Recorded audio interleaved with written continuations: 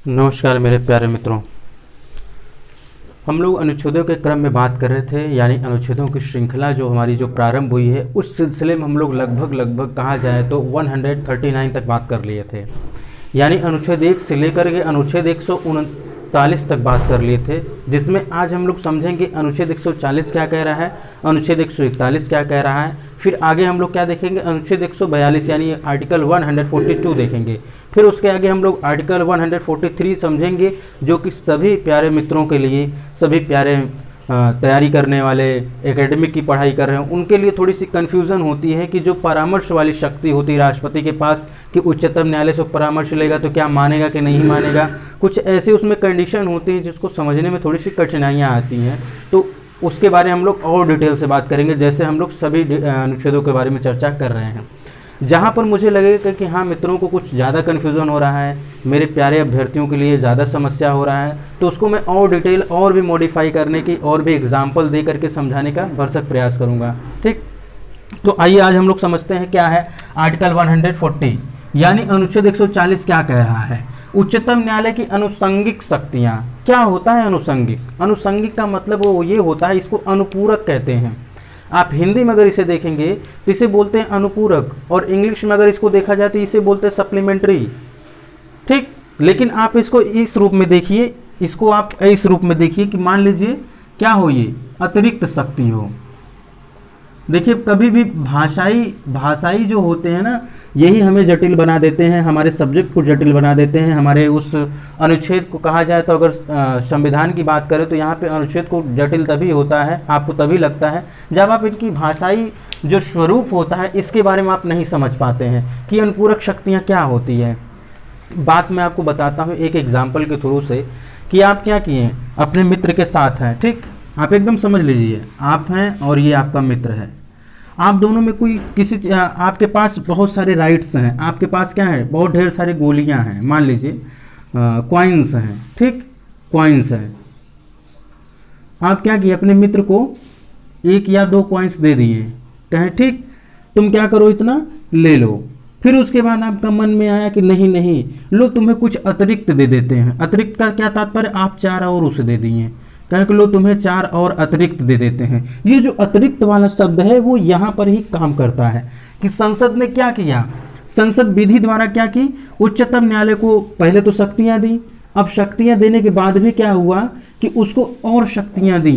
कैसी शक्तियाँ दी कि कैसे कैसे मामलों पर आप क्या कर सकते हैं, हस्तक्षेप कर सकते हैं, लेकिन वो क्या होना चाहिए, संविधान के अनुकूल होना चाहिए, संविधान के दायरे में होना चाहिए। कभी भी संसद ऐसे राइट्स नहीं देगा, किसको, उच्चतम न्यायालय को, सुप्रीम कोर्ट को नहीं देगा कि जो संविधान के प्रतिकूल हो। वो संविधान के अनुकूल ही, संविधान के दायरे में ही रह करके संविधान के आधार पर ही देगी वो। ठीक, तो ये हमारा क्या हो गया आर्टिकल 140। आप समझ पाए होंगे क्या इसमें बातें कही गई हैं, क्या बातें हैं और क्या प्रावधान इसमें है कि संसद क्या करेगी, विधि द्वारा। विधि द्वारा मतलब क्या होता है कि जब जैसे ही वो कोई प्रोसेस लाती है, जैसे कोई अधिनियम लाती है, जैसे कोई एक्ट लाती है, जिस हिसाब से वो करती है उसी के हिसाब से क्या करेगी, वो एक एक्ट लाएगी। उसके बाद ही क्या होगा कि उच्चतम न्यायालय के अधिकारों में क्या कर सकती है और बढ़ोतरी कर सकती है, या फिर कहा जाए उसे अतिरिक्त शक्ति दे सकती है। ये क्या होगा, ऐसे ही नहीं होगा कि हाँ हम चलो तुम्हें दे दिए तो हो गया, ऐसा कुछ नहीं होगा। वहाँ पे क्या होगा, एक प्रोसेस होगा, एक प्रक्रिया चलेगी, उसके बाद ही उसको क्या दिया जाएगा, उच्चतम न्यायालय को ये शक्ति दी जाएगी। ठीक, और किसके द्वारा दी जाएगी, प्रश्न ये भी पूछा जा सकता है। तो सीधा सा बात ये समझिएगा कि क्या कौन देगा, संसद देगा, यानी पार्लियामेंट देगी। कौन देगी, पार्लियामेंट देगी, जो क्या होती है, केंद्र की विधायिका होती है, संघ की विधायिका होती है। आप विधायिका के बारे में अवश्य जानते होंगे यदि आप इस चैनल के पुराने व्यूअर होंगे या फिर इस चैनल के क्या हैं, आप सदस्य हैं, क्योंकि इससे रिलेटेड, विधायिका से रिलेटेड कितने प्रकार के होते हैं, इससे रिलेटेड मैंने बहुत लेक्चर्स बनाए हुए हैं आपके ही इस चैनल पर। भारतीय राज्य व्यवस्था के चैनल के प्लेलिस्ट के अंतर्गत अगर आप जाएंगे तो उसमें ऐसी ढेरों सारे वीडियोज़ मिल जाएंगी कि विधायिका का क्या कार्य होता है, विधेयक क्या होता है, ये बेसिक जानकारियाँ। क्योंकि कई बार ऐसा होता है कि हम पढ़ तो लेते हैं सब कुछ, लेकिन हमें कुछ बेसिक जानकारी नहीं होती है। जब हमें उसके बारे में लिखना होता है, कुछ कहना होता है, इंटरव्यू फेस करना होता है, तो हमें कन्फ्यूज़न होने लगती है। या फिर करंट का कोई न्यूज़ आ जाता है कि इस विधेयक में ये संशोधन हुए, तो आपको समझ में आना चाहिए कि कौन विधेयक क्या होता है।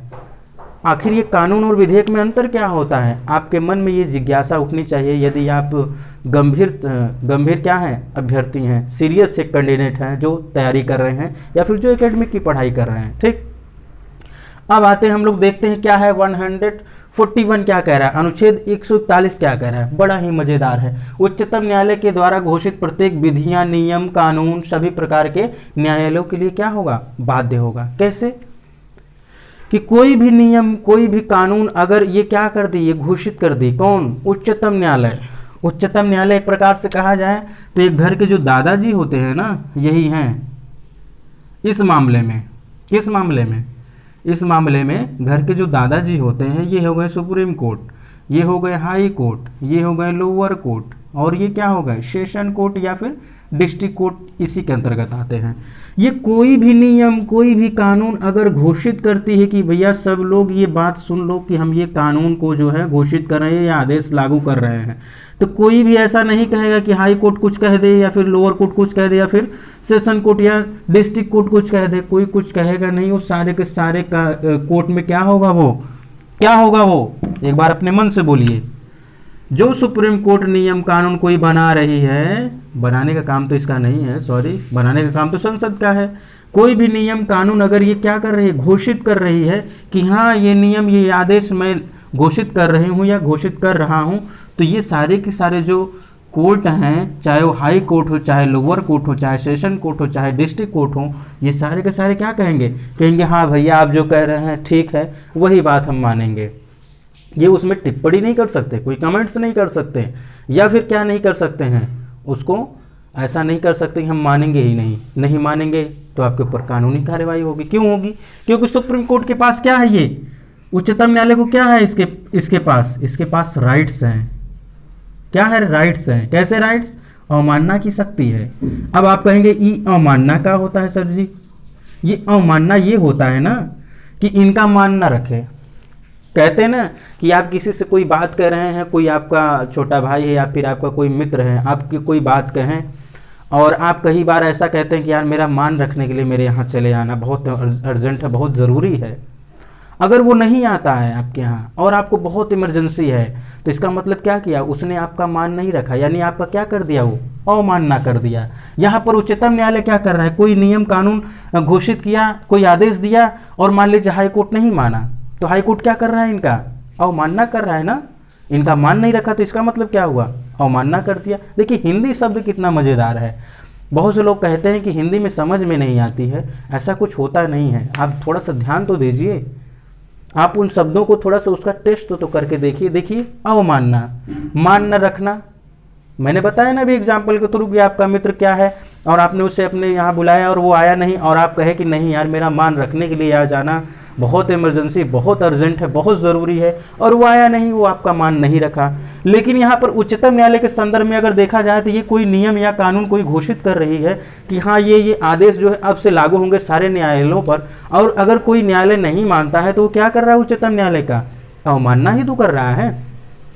अब उसके पास इतने राइट्स हैं, किसके पास, उच्चतम न्यायालय के पास, कि अपने हिसाब से जितना चाहे उतना इनको दंड दे सकती, किनको, हाई कोर्ट को, अगर ये नहीं मान रहे हैं।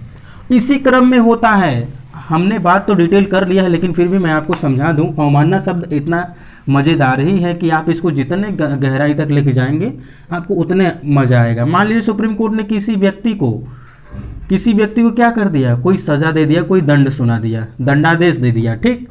अब ये व्यक्ति क्या कर रहा है, नहीं नहीं आपका दंड सही नहीं है, आप सही निर्णय नहीं दिए, गलत बात है, ऐसा है वैसा है, ऐसा अगर ये कहता है, लेकिन कहते तो नहीं है, अगर ये कह दिया तो ये व्यक्ति क्या कर रहा है, ये सुप्रीम कोर्ट का अवमानना ही तो कर रहा है। क्या कर रहा है, अवमानना ही तो कर रहा है।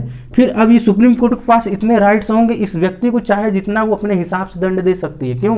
क्योंकि उसका मान नहीं रखा, ठीक। तो ये होता है अवमानना। पहले आर्टिकल में यानी कि 140 में हम लोग देखे हैं कि ये जो अनुषंगिक शक्तियां जो होती हैं अतिरिक्त होती हैं, कैसे होती हैं, संसद के द्वारा लाई जाएंगी, कैसे लाई जाएंगी, उसके बारे में हम लोग चर्चा कर लिए।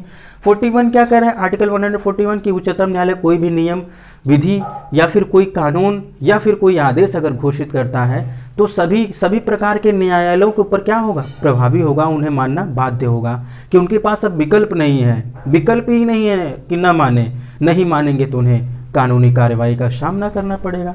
तो मित्रों, इन्हीं शब्दों के इसके साथ आज का ये लेक्चर यहीं पर रोकते हैं। हम लोग मिलते हैं नेक्स्ट वीडियो में, तब तक के लिए नमस्कार।